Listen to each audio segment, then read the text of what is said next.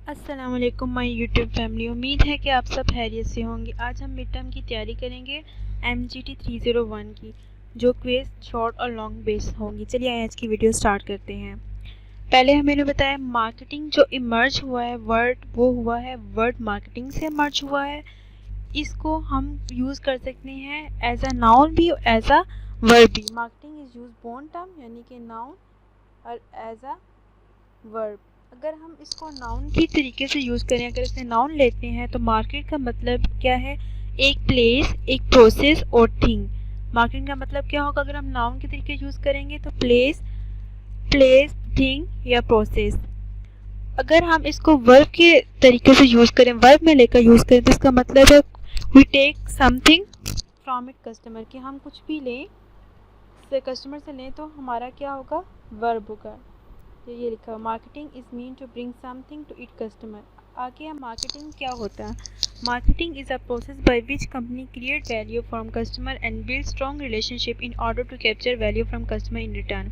Marketing एक ऐसा process है जिसमें क्या करती हैं लोग, बिजनेस क्या करती हैं, लोगों को अवेयरनेस देते हैं कि हम ये चीज़ बेच रहे हैं, ये इसके ये फीचर्स हैं और ये इतने कॉस्ट में आ रही है। तो सारे क्या करते हैं कि जैसे आप देखें टीवी में ऐड नज़र आपको आते हैं, तो हमारा एक ट्रस्ट बिल्ड कर लेते हैं, वो लोग ट्रस्ट बिल्ड कर लेते हैं और हम क्या करते हैं जाके मार्केट से वो चीज़ ख़रीद लेते हैं। इसी तरीके से कंपनी करती है उस चीज़ की ऐड लगा कर वैल्यू क्रिएट करती है, कस्टमर की नज़र पे वैल्यू क्रिएट करती है। जब उसकी वैल्यू क्रिएट होती है तो बिल्ड रिलेशनशिप स्ट्रॉन्ग हो जाता है कस्टमर का। तो वो क्या करती है जाके मार्केट से ख़रीद लाती है, वह कस्टमर का रिलेशनशिप पैदा हो जाता है। और उसके रिलेशनशिप पैदा होने की वजह से जब कस्टमर ख़रीदता है तो मार्केटिंग की वजह से हमें रिटर्न क्या होती है? मनी होती है, प्रॉफिट होता है।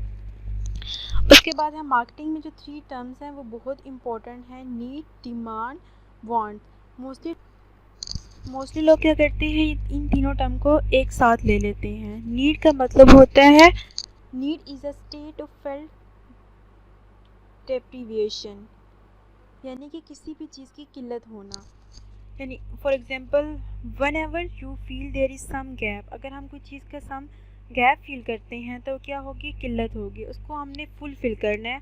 अगर हम कहीं गैप देख रहे हैं और उसको जब हम फुलफ़िल करेंगे, फुलफ़िल करना होगा तो हमें उसमें क्या होगी? नीड होगी। समझ लें अगर आपकी बॉडी में किसी चीज़ की किल्लत है तो वो क्या हो गया? आपकी नीड होगी। जैसे आपकी कैल्शियम की कमी है आपको, तो आप क्या करेंगे? मिल्क पिएंगे, मिल्क पीकर उसकी कमी को पूरा करेंगे, किसी चीज़ की किल्लत।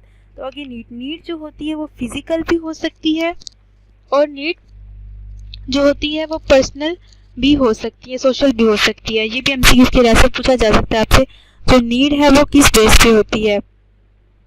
Human human need. वांट क्या फॉर्म है? ह्यूमन नीड्स की। इसको हम एक एग्जाम्पल की तरह समझ सकते हैं। देखें अगर हमारा क्या कहते हैं, हमें भूख लगती है, पूरी दुनिया को भूख लगती है, मतलब बहुत से लोगों को भूख लगती है, लेकिन वो क्या करते हैं कि किसी का कोई बर्गर खाकर अपनी भूख पूरी कर लेता है, कोई पिज़्ज़ा खा के पूरी कर लेता है, लेकिन वो भूख पूरी कर लेता है, डिफरेंट वेज से पूरी कर लेता है। वो क्या हो गया? हमारी वांट, क्योंकि भूख तो लगी हुई है और लेकिन हर किसी का अपनी भूख को पूरा करने का एक अलग अंदाज है, इसलिए वो क्या होगी? वांट्स होगी। अगला है डिमांड।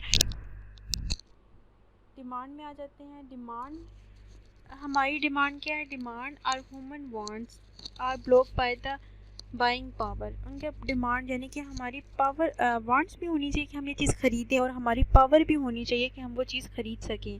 ये नहीं कि हमसे विश करें कि हम वो चीज़ ख़रीदनी। जैसे कि हम चाहते हैं कि हम गाड़ी ख़रीदें, अगर हम गाड़ी ख़रीदना चाहते हैं, अगर हमारी गाड़ी के ख़रीदने के पास गाड़ी ख़रीदने के पैसे नहीं हैं तो वो हमारी डिमांड नहीं है।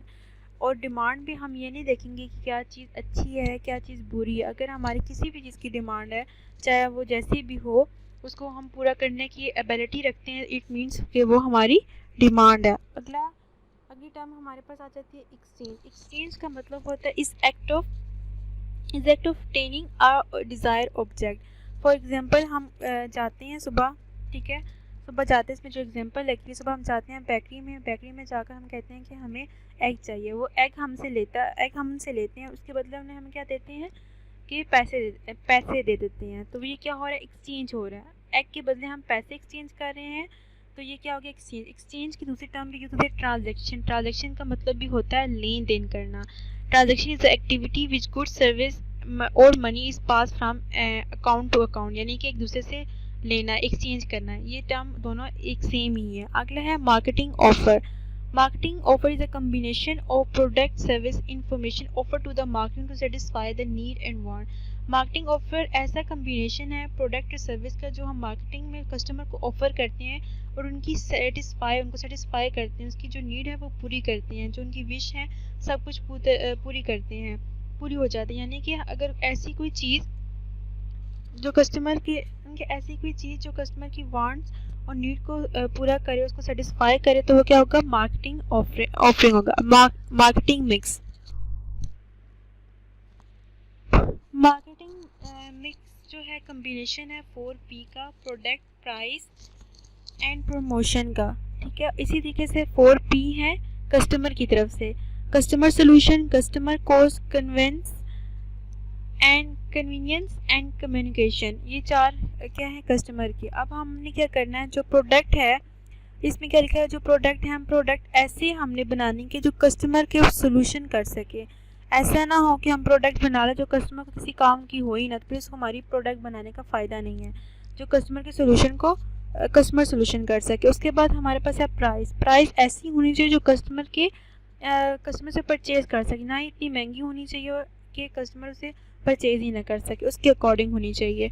उसके बाद हमारे पास है प्लेस ऐसी होनी चाहिए जहां हम कस्टमर आराम सुकून से जाकर चीज़ परचेज़ कर ले।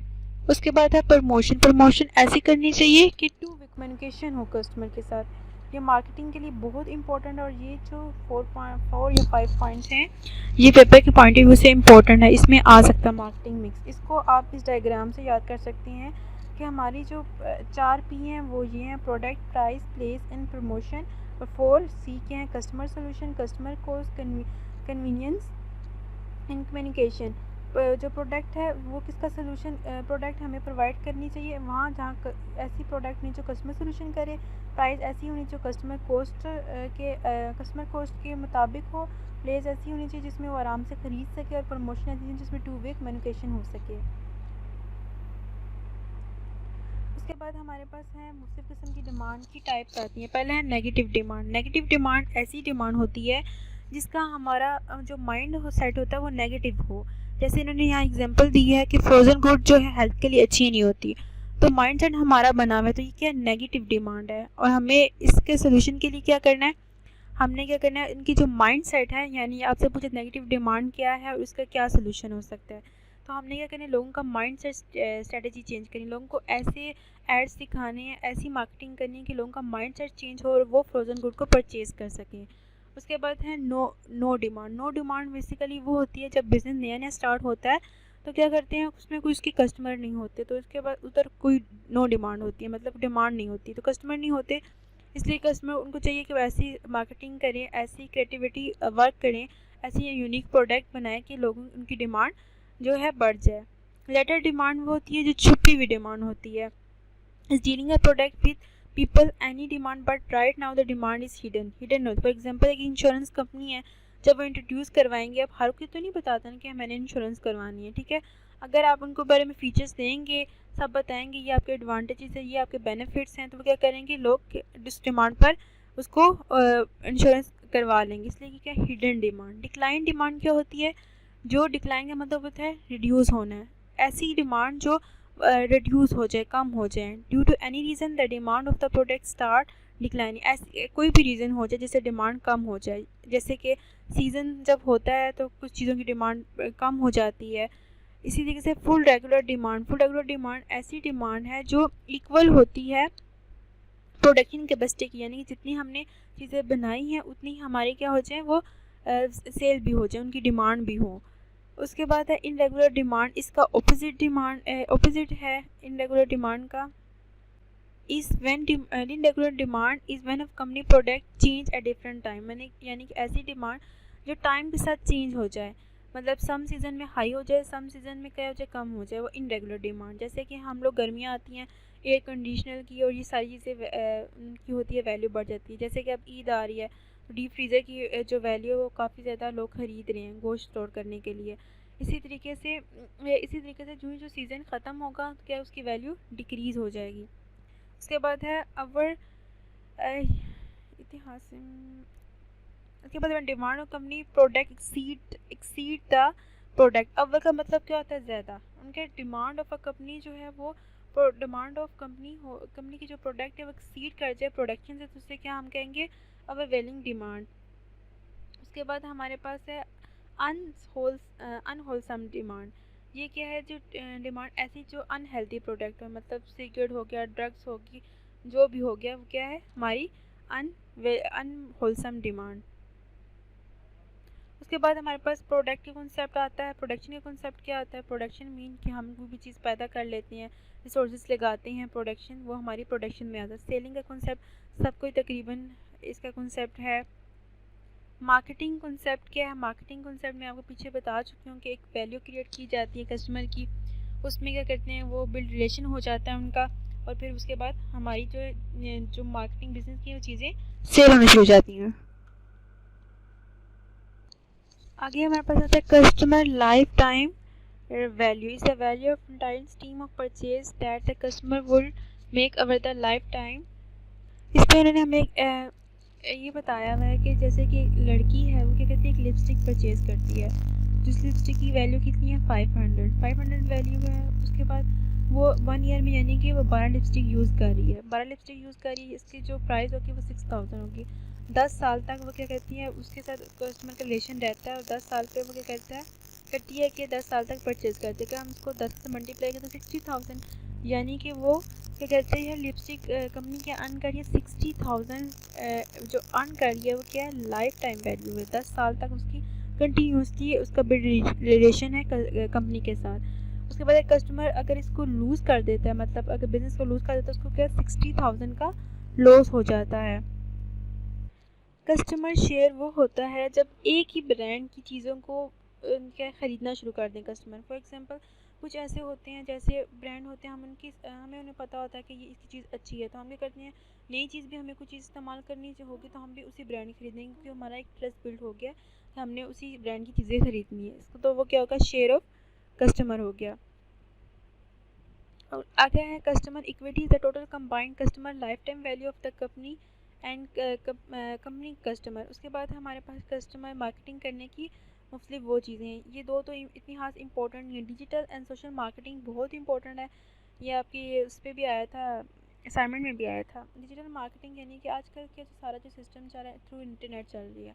अब ये डिजिटल मार्केटिंग में क्या होती है, डिजिटल मार्केटिंग में live website, social media, mobile add, online video, blog and email, जिसके ज़रिए हम क्या करते हैं लोगों को अट्रैक्ट करते हैं कि हम ये चीज़ें फ़ीचर दे रहे हैं, अपने फ़ीचर्स बताएंगे। लोग उससे क्या होते हैं वो घर बैठ कर वो चीज़ें ख़रीद सकते हैं, हर चीज़ कहते हैं सब कुछ एक सिंगल क्लिक में हो रहा है। तो डिजिटल मार्केटिंग के बहुत ज़्यादा फ़ीचर हैं। आज का लेक्चर हमारा ख़त्म होता है। Thank you for watching. Kindly मेरे चैनल को सब्सक्राइब करें ताकि नई आने वाली वीडियो आपको सबसे पहले मिल सके, और लाइक और शेयर भी करें। Thank you for watching. अल्लाह हाफ़िज़।